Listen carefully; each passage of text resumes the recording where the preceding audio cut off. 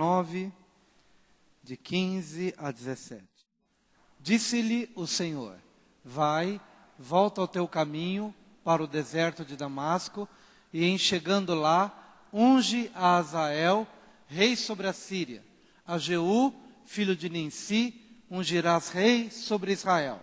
E também Eliseu, filho de Safate, de Abel-Meloá, ungirás profeta em teu lugar. E o seguinte: quem escapar a espada de Azael, Jeú o matará. Quem escapar a espada de Jeú, Eliseu o matará. Amém. Meus queridos, hoje eu gostaria de falar sobre espada. Porque talvez para algumas áreas da nossa vida, nenhum remédio vá servir senão a espada. Eu não estou falando da espada literal, mas eu estou falando de uma espada que corta. Ela pode não ser literal materialmente falando, mas é uma espada que corta. É uma espada que desvincula. É uma espada que corta o mal pela raiz. Elias estava numa caverna em depressão, porque olhava ao redor, tudo está ruim. Tudo está ruim. Tem nada que presta. Ele não estava vendo algumas coisas boas, mas aos olhos dele, tudo estava ruim. E depois de 40 dias de oração e de jejum, ele vai ali para aquela caverna e fala assim: como é que pode? Como é que pode? Nada resolve, tudo quanto é lado e tal. Então Deus dá um remédio. Vai então, ele dá um remédio em 3 doses. A primeira dose é Azael. A segunda dose é Jeú. E a terceira dose é Eliseu. Quem escapar da espada do primeiro, do segundo não vai escapar. E se escapar do segundo, do terceiro não vai escapar. Mas a espada precisa se processar. Tem que haver corte em nossa vida. Tem que haver corte no meu espírito. Tem que haver corte no meu corpo. Tem que haver corte na minha alma. Se eu não experimentar cortes divinos, se eu não experimentar espadas divinas, de tal maneira que a gente possa até entender um pouquinho o que Jesus disse quando ele compartilhou com seus discípulos e com a multidão, dizendo: escuta, se teu olho te faz tropeçar, arranca. Ou seja, mete espada nele. Claro, queridos, que não é de forma literal arrancar o olho, mas corta o mal pela raiz. Se há alguma coisa que está te levando para o inferno, corta. Se há alguma coisa que está trazendo doença física mesmo para você, corta isso em nome de Jesus. E se há alguma coisa na sua vida espiritual, uma mania, uma tendência, uma dormência, se há alguma coisa que está cegando o seu entendimento e está te levando para o buraco, está atrapalhando a sua relação familiar, impede a sua comunhão com Deus, espada. E se escapar da espada do primeiro, vai cair na mão do segundo. E se escapar do segundo, vai para o terceiro. Mas a espada tem que descer. Em nome de Jesus. A espada. Jesus uma vez chegou para os discípulos, num primeiro comissionamento, e disse: escuta, vão, não levem arma, não levem espada, não leva dinheiro, não leva nada. Eu vou abençoar vocês. Mas agora, num segundo momento, quando ele estava se ausentando, olha, lembra quando eu disse que não era para levar nada? Agora, no segundo momento, se você tem uma espada, leva. Por quê? Porque você vai entrar num tempo de crise. Agora você vai entrar num tempo em que a espada se faz necessária. Ou você se utiliza da espada, ou você morre. E então, ele manda, Elias, volta, Elias. Você está aqui no meio da caverna, depressivo, você está aqui, eu quero que você volte. Mas ao voltar, você vai fazer o seguinte: você vai pelo caminho do deserto de Damasco e chegando lá, unge a Azael, rei sobre a Síria. E a gente fica pensando assim: bom, então agora Deus vai ungir Azael, rei da Síria. Puxa, que coisa legal. Então todos os meus problemas estão resolvidos. Chapolin colorado, né? Todos os meus problemas estão resolvidos. Todas as minhas crises estão resolvidas. Não, queridos. Azael, o homenzinho ruim era Azael. O homem opressor era Azael. Que homem de difícil trato, a ponto de se ter uma profecia acerca de Azael, de que ele invadiria Israel e fenderia as grávidas, matando a mãe e o bebê no ventre. E é essa pessoa que Deus manda ungir. É essa pessoa que Deus manda Elias volta pelo caminho, e você vai ungir esse homem. E esse homem não vai ser nada fácil para Israel, mas é a espada de que Israel necessita. Mas é a espada de que Israel necessita. Meu amado, eu quero dizer que Deus é bom, e a sua misericórdia dura para sempre. Você não se engane, Deus é bom. Mas às vezes, entenda o que significa Azael. Deus tem visto. Azael significa Deus tem visto. E por mais que seja um paradoxo, como é que pode ser um homem tão ruim ter um nome tão bom? E como é que pode ser um homem tão ruim ser um instrumento de Deus, ser uma espada de Deus, sendo um Deus tão bom? Amados, como Deus é bom, como Deus é maravilhoso, como Ele permite que a opressão seja uma bênção na minha vida. Primeira coisa que você precisa entender acerca da espada, é que a espada é uma forma de opressão para agoniar você. A opressão é uma forma de angústia, é uma forma de pressão que te coloca na parede, que faz você chorar um pouco ou muito, que faz você gemer um pouco ou muito, que faz você se desesperar por um tempo, mas é uma opressão necessária, é uma espada necessária. Por quê? Porque Deus tem visto. Porque Deus tem visto o quê? Tem visto a sua idolatria, tem visto a sua arrogância, tem visto a minha petulância, tem visto a minha autossuficiência, tem visto a minha insistência nos meus caminhos. Deus tem visto aquilo que me corrói por dentro, Deus tem visto aquilo que maltrata a minha casa, Deus tem visto. O grande problema não é Deus ver, o grande problema é eu ver. E às vezes eu não consigo ver. Então eu preciso de um Azael, que significa Deus tem visto, para tocar na minha ferida,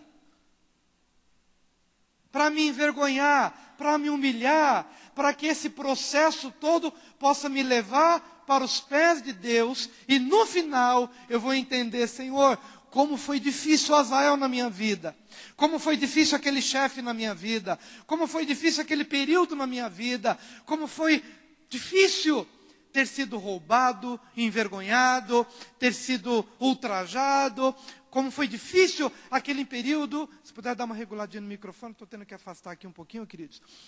Como foi difícil aquele período, queridos, de Azael, que por um lado é uma opressão, e que eu fico dizendo, Senhor, afasta Azael da minha vida. E Deus disse, não, você precisa de Azael. Porque Azael significa, Deus tem visto. E enquanto eu continuar vendo esse orgulho na sua vida, essa autossuficiência, esse amor ao dinheiro, essa dependência das coisas, enquanto eu contemplar isso na sua vida, Azael será uma bênção para você.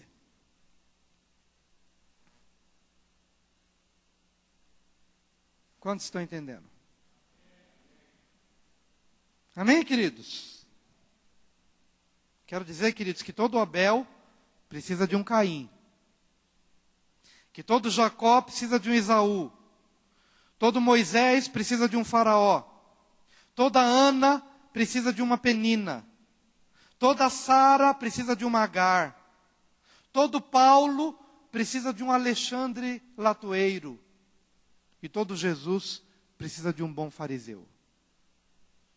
Que arma ciladas, que espreita, que fica esperando uma palavrinha para poder condenar. Mas o que seriam essas pessoas se não fossem as adversidades? Por exemplo, o que seria da Ana se não fosse uma Penina, a sua rival, que todo dia chegava para ela e dizia, eu tenho filho e você não tem. Eu tenho filho e você não tem. O nosso marido me prefere a mim do que a você. E todos os dias a Bíblia diz que Ana era angustiada, todos os dias Ana era envergonhada. Mas, amados, essa afronta de Penina foi uma bênção na vida de Ana. Por quê? Porque na humilhação, no sofrimento e nessa opressão, Ana buscou a Deus e Deus fê-la fecunda. E ela gerou um menino que foi um menino tremendo, Samuel, que foi um instrumento de Deus para ungir Davi, e foi um divisor de águas numa época em que Deus não podia falar com ninguém, mas pôde falar com Samuel, ainda pequenino. Mas o que seria de Ana, de Samuel e de Israel, se não houvesse alguém ali que ficasse oprimindo, que ficasse ali espreitando, que ficasse ali colocando na parede? Amém, que bom que alguém falou aleluia. É porque às vezes a gente não quer a espada de Azael.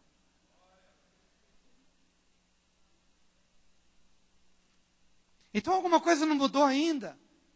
Aquela pessoa que te perseguia continua te perseguindo, e você ora e ora e ora, e essa pessoa não sai da sua vida. Para de olhar para ele e comece a ver o que Deus está vendo na sua vida. Porque Azael significa Deus tem visto. Deus tem visto. É fácil Deus remover as situações da nossa vida. O difícil é eu abrir o meu coração para deixar a espada de Deus tirar da minha vida o que está me matando e eu não consigo ver.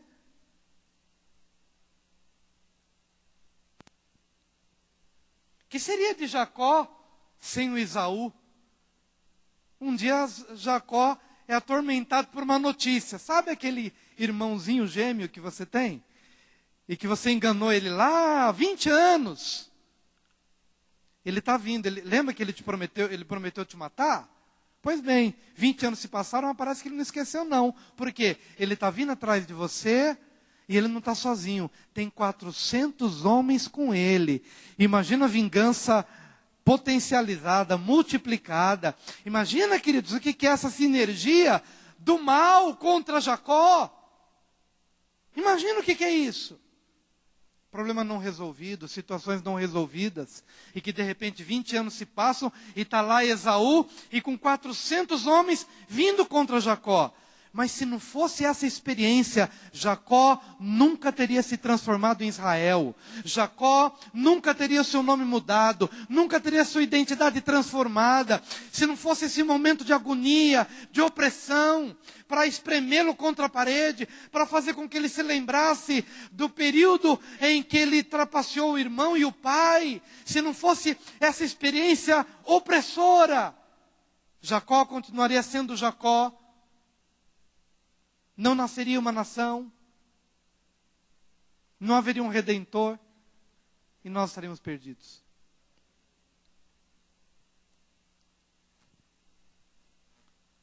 E é por isso que no Salmo 119, versículo 71, foi-me bom ter sido afligido, para que aprendesse os teus estatutos. Foi-me bom ter sido afligido, para que eu aprendesse que não é só de boa vontade que se muda a vida, mas é de vivência nos estatutos de Deus, é a vivência na palavra de Deus que muda nossos caminhos, é a vivência nos valores de Deus que muda meus caminhos. Então às vezes a gente tem que levar uma lapiadinha, às vezes a gente tem que levar uma vara, tem que passar por situações que a gente não gostaria de passar, até que a gente possa entender, Deus, onde eu tenho errado? Quais têm sido as minhas decisões que têm produzido isso na minha vida? Lá em Hebreus 12, versículo 11, a Bíblia diz, e na verdade, toda correção ao presente não parece ser de gozo, senão de tristeza, mas depois produz um fruto pacífico de justiça nos exercitados por ela. Toda correção não é motivo de alegria, é de tristeza. Mas aqueles que se exercitam na disciplina, sentem aquela paz. Eu não me considero um filho muito rebelde, Mas eu lembro muito bem meus momentos de rebeldia. E já contei para vocês, quando caí de bicicleta e menti para minha mãe, com a cara toda esfolada, cheguei em casa, com a cara toda esfolada, na garupa do meu irmão. Ele foi descendo a rua, e ela havia dito que não era para andar de bicicleta na rua, só na calçada. E eu fui na garupa dele, e ele começou a correr. Eu fiquei com medo, saltei da bicicleta, e do jeito que estava, eu fui esfolando a cara no asfalto. E cheguei para casa dizendo: mãe, tropecei na calçada e caí. Ah, filho, que pena. Mas a vizinha viu, e chegou para minha mãe e disse: Wilson, está bem? Eu vi na hora que ele saltou da bicicleta no meio da rua, ele esfolou a cara toda. Ah, foi isso que ele fez? E aí ela reuniu todos os filhos, pôs tudo lá no sofá. Wilson senta aqui, Edu, você senta aqui, César senta aqui, Neno, você senta aqui. Foi assim que aconteceu, Wilson? Você tropeçou na calçada? Sim, mamãe. Seu mentiroso. A vizinha viu tudo, você mentiu para mim, você não precisava mentir. E aí e foram palavras, espada.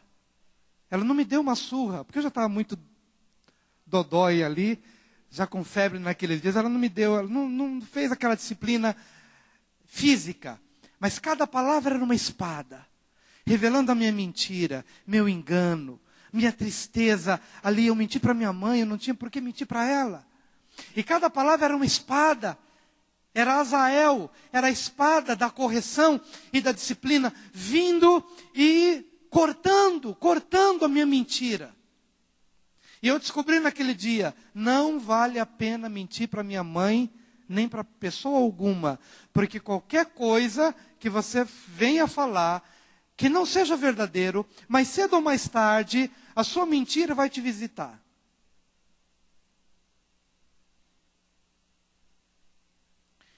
Mas depois que veio a espada da correção, e que eu chorei, que eu pedi perdão, amados, eu senti uma libertação. Porque a mentira me aprisionava, mas a correção me libertou. E eu pude voltar a fazer com a minha mãe aquilo que eu sempre fazia, mas que por aqueles dias eu não estava fazendo. Que era deitar minha cabeça no colo dela, ou então segurar o dedinho dela enquanto ela assistia a novela. Ela assistia a novela das 8, e eu ficava quietinho ali, só segurando o dedo dela. Só isso que eu fazia. Mas a culpa não me permitia chegar perto dela. Até que veio a espada da correção e me desnudou. E aí veio a paz. A espada de Azael. No meu caso foi a espada da dona Iraci.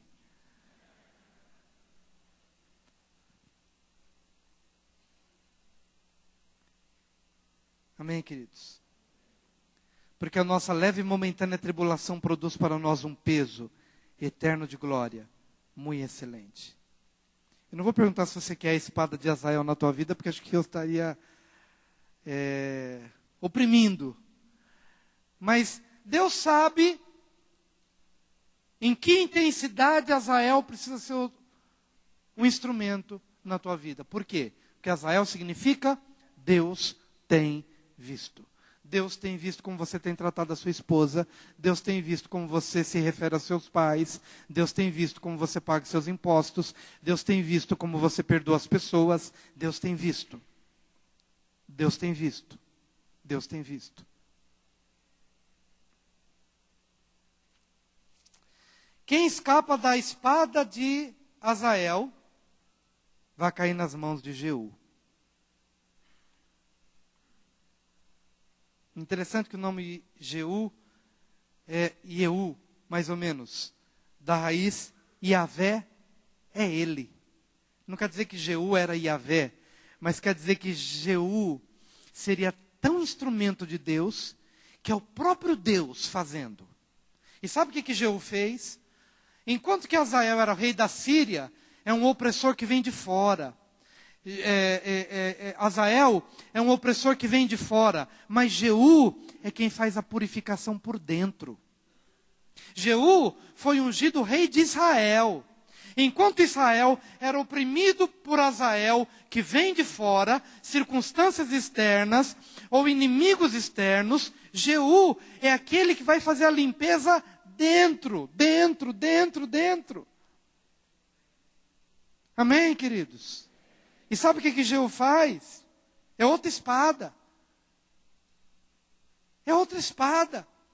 Ele vai cortando o mal pela raiz, e não importa se é classe sacerdotal, não importa se é homem, se é mulher, se é família, não importa onde o mal está enraizado, ele vai cortando. E Jeú é um sinal para mim, agora já na questão pessoal. Porque uma coisa, queridos, é Deus se utilizar de situações externas para me oprimir. Mas outra coisa é quando ele vem.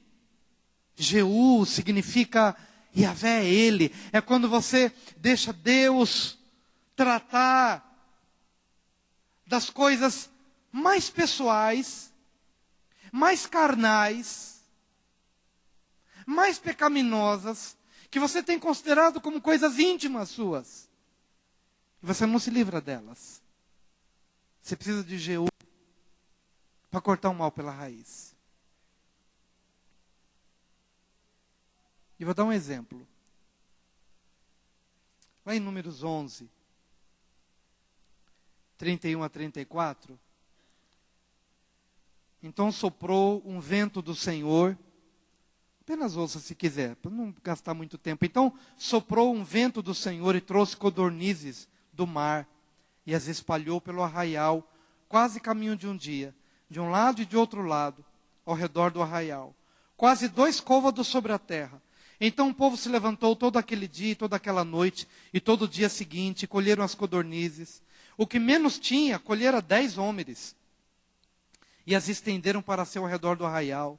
Quando a carne estava entre os seus dentes, antes que fosse mastigada, se acendeu a ira do Senhor contra o povo, e feriu o Senhor, o povo, com uma praga muito grande. Por isso o nome daquele lugar se chamou Quibrote Ataavá, porquanto ali enterraram o povo que teve o desejo. Sabe o que significa Quibrote Ataavá? As sepulturas do desejo. Diga, as sepulturas do desejo. Diga para o seu vizinho, as sepulturas do desejo. Agora diga para uma outra pessoa, os desejos carnais precisam ser sepultados. Amém, queridos? Sabe o que o povo estava fazendo no deserto? Deus estava alimentando o povo com maná, Deus estava dando comida, o povo não estava morrendo de fome, Deus estava fazendo cair comida do céu, mas o povo murmurando, não, eu quero esse tipo de carne, eu quero carne, desejo, eu quero isso, eu quero. E sabe o que Deus fez? Deus deu. As codornizes vieram de tudo quanto é lugar. Mas ao invés do povo comer com moderação, ao invés do povo comer com decência, o povo começou a comer daquela forma, sabe? Quando a pessoa se entrega ao pecado, da luxúria, da carnalidade. Sabe quando a pessoa se entrega ao desejo, sem temor, sem a consciência de que Deus está presente. E a pessoa de uma forma louca, insensata, se entrega aos desejos. Quando a carne estava ainda para ser mastigada, Deus viu, aquele desejo viu, aquela entrega, por amor ao pecado, por amor à carne, por amor aos desejos. E uma praga veio sobre o povo. E muitos morreram ali. E o nome daquele lugar se tornou, é tão difícil que a gente precisa ler aqui. Quibrote Ataavá, as sepulturas do desejo. O que há de desejo carnal na minha vida? Que demande uma espada de Jeú. Porque enquanto Azael é um rei que oprime do lado de fora, Jeú vai fazendo uma limpeza por dentro. É mais ou menos, se a gente fizesse aqui uma... Azael é o corpo. Jeú é a alma. E Eliseu trabalha no espírito. Azael faz com que eu seja de alguma forma oprimido na carne. Uma crise financeira. Ou alguma coisa que toque a minha carne. Mas só fica na dimensão da carne. Você precisa de alguma coisa mais profunda. De uma espada que vá na alma. De uma espada que fale aos seus desejos, aos desejos da alma. Que fale às prisões da alma, que estão ali escondidas dentro de você, e que você precisa de uma espada. E o que escapa da espada de Azael, não vai escapar das mãos de Jeú, mas se escapar das mãos de Jeú, não vai escapar das mãos de Eliseu. E Eliseu é o profeta, é o que fala o Espírito. Mas antes de falar o Espírito, há uma série de lixo na nossa alma. Há uma série de lixo na nossa alma. Os olhos são a janela da alma, o que eu vejo. Os ouvidos são uma janela da alma, o que eu ouço. Estão entendendo, queridos? Vamos deixar a espada de Jeú, queridos. Fazer cortes significativos. Em determinadas coisas que a gente diz, eu não consigo largar isso, eu não consigo abandonar aquilo, e você está indo para o buraco, junto com isso, que você não conseguiu ver, que é o seu maior inimigo. A crise financeira não é a sua inimiga, ela apenas está revelando alguma coisa dentro de você que você não viu ainda.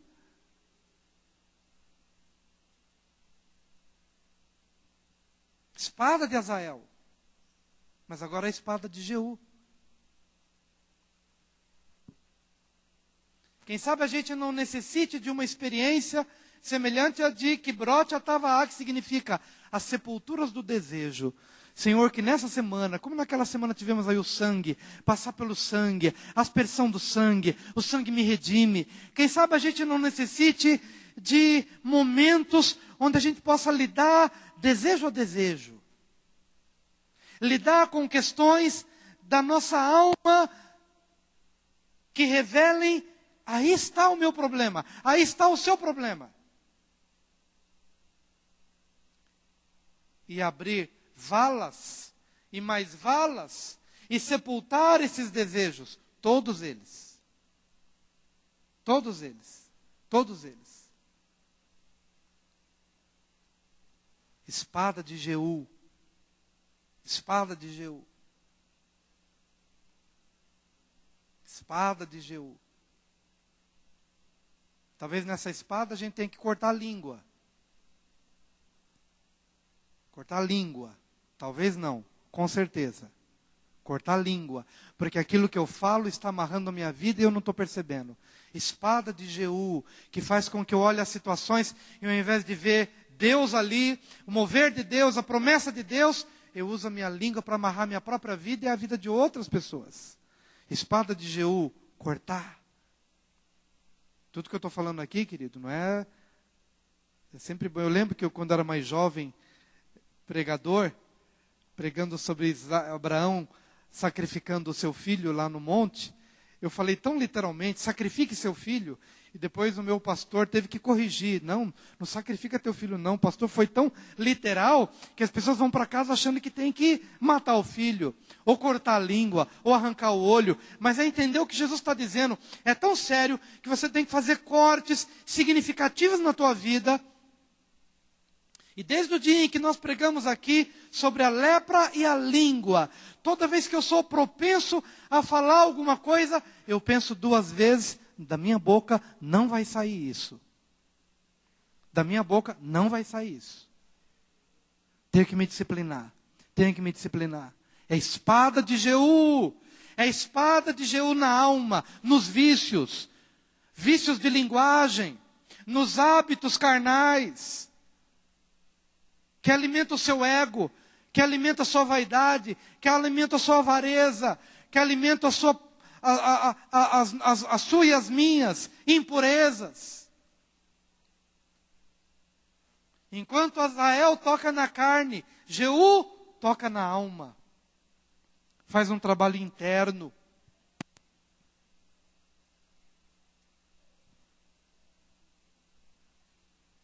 E por último, queridos, antes de ir para o último, levante a sua mão e diga: nessa semana, abrirei valas para sepultar os desejos carnais da minha alma. Tomarei a minha cruz, negarei a mim mesmo e seguirei a Jesus. Jesus é o meu modelo. E eu seguirei. Amém. Amém. Que brote a Tavaá, sepulturas do desejo. Sepulturas do desejo. Sepulturas do desejo.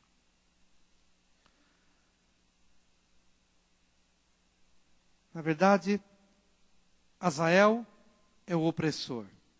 Jeú é o purificador. E Eliseu é o salvador. Então nós precisamos de 3 espadas na nossa vida. Nós precisamos de alguém que de alguma forma nos oprima, para que a gente se sinta mais dependente de Deus. A gente precisa da espada da purificação, que sepulta os nossos desejos carnais. Mas nós precisamos de alguém que nos salve. Eliseu, claro que Eliseu não é o nosso Salvador, Jesus é o nosso Salvador, mas Eliseu significa Deus é salvação, aleluia. Eliseu significa Deus é salvação, Jesus é a minha salvação. Há uma opressão que me leva a depender de Deus. Há um purificador que vai entrando nas áreas da minha vida e vai arrancando pelas raízes meus desejos, minhas paixões carnais. Até que chega alguém que me salva. Jesus é meu Salvador. Eu preciso de Jesus. Todo mundo aqui precisa nascer de novo. Todo mundo aqui precisa nascer de novo. Eu não estou dizendo que todo mundo aqui precisa gostar do culto. Eu não estou dizendo aqui que todo mundo aqui precisa gostar do evento de casais que foi feito sexta-feira. Porque às vezes a nossa expectativa é, eu vou convidar alguém e quem sabe ele goste do culto. Não, meu querido, você não precisa trazer ninguém aqui para gostar do culto. Você precisa trazer alguém aqui para que ele possa ser salvo, gostando ou não do culto, gostando ou não da palavra, gostando ou não do ambiente. Nós precisamos de um Salvador, nós precisamos ser salvos, nós precisamos nascer de novo. É disso que as pessoas precisam, porque de pessoas que gostam do culto, ou que gostem dos eventos de casais, ou que gostem de um acampamento, nós estamos cheios. Mas naquele dia, no dia do arrebatamento, a espada vai fazer distinção. A espada vai fazer a diferença entre aquele que tão somente gostou do culto, mas nunca deixou a espada fazer com que ele nascesse de novo. Por isso que os apelos para se aceitar Jesus não são simplesmente, olha, vem, que vai ser bom para você. Não, meu querido. Você quer se converter? Arrependa-se dos seus pecados. Deixa a espada de Eliseu. Agora é a espada de Eliseu. Não é mais a espada de Jeú e não é mais a espada de Azael. É a espada de Eliseu. No espírito. E sabe qual que é a espada de Eliseu, meu querido? Quando Elias foi ungir Eliseu, lançou a capa sobre ele e disse, vem me segue. E ele falou, deixa eu só me despedir da minha mãe e meu pai, vai lá. Se despediu do pai e da mãe, matou as suas juntas de boi, fez um almoço com eles, deu tchau para o pai e para a mãe e seguiu ao profeta. A espada de Eliseu é essa, que diz o seguinte, se você amar a alguém mais do que a Jesus, você não é digno dele. se você amar a si próprio mais do que a Jesus, você não é digno dele. A espada de Eliseu, ela é uma espada mais cortante do que a de Jeú e do que a de Azael. Porque a de Azael fala de circunstâncias, fala de carne, fala de corpo. A de Jeú é uma revolução interna na alma, mas a de Eliseu é no espírito. Ou você nasce de novo, ou você está perdido. A espada de Eliseu vai falar se teu pai é mais importante do que Jesus, se a tua fama é mais importante do que Jesus, se o teu ego é mais importante do que Jesus.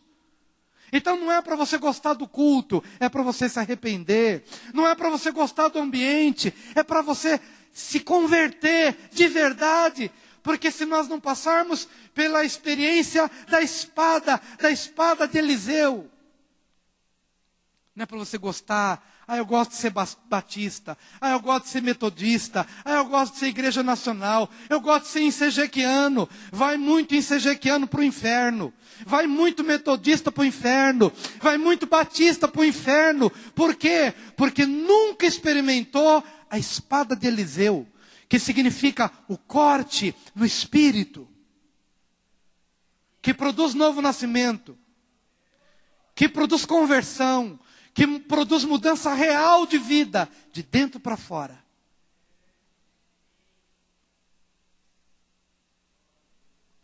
Em nome de Jesus. Vai lá unja Azael, vai lá unja Jeú, e vai lá unja Eliseu. Mas é interessante que ele começou por Eliseu. E os outros, nem ele teve contato pessoal, Elias. Foi por intermédio de Eliseu. É por meio de Eliseu. Se eu nasço de novo, se o corte da espada primeiro é no meu espírito, aí vem as outras coisas. Não adianta você querer purificar a alma se você não nasce de novo. Não adianta você querer entender a linguagem do corte na carne se você não experimenta o corte no espírito primeiro. Primeiro nasça de novo. Primeiro se converta no seu espírito. Aí você tem a personalidade restaurada na alma. Aí você vai ter as demais coisas. Em nome de Jesus.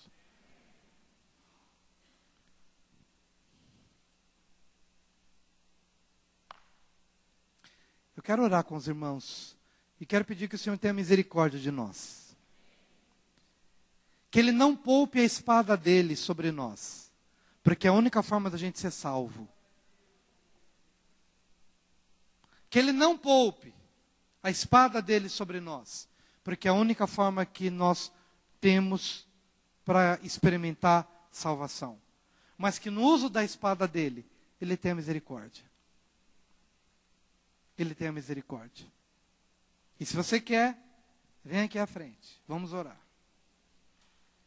E não vou dizer para você que não dói nada. Se eu disser para você que não dói, vou te enganar. Levante a sua mão e diga: Pai Celestial, nesta manhã, eu ouvi a Tua palavra, e que a Tua espada venha sobre a minha vida. Eu sei que a Tua espada é usada na medida da necessidade.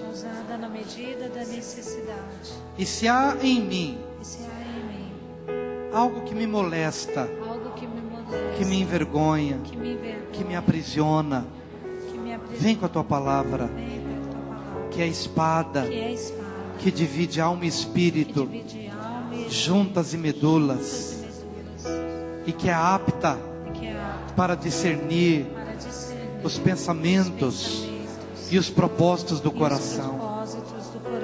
Vem com a Tua espada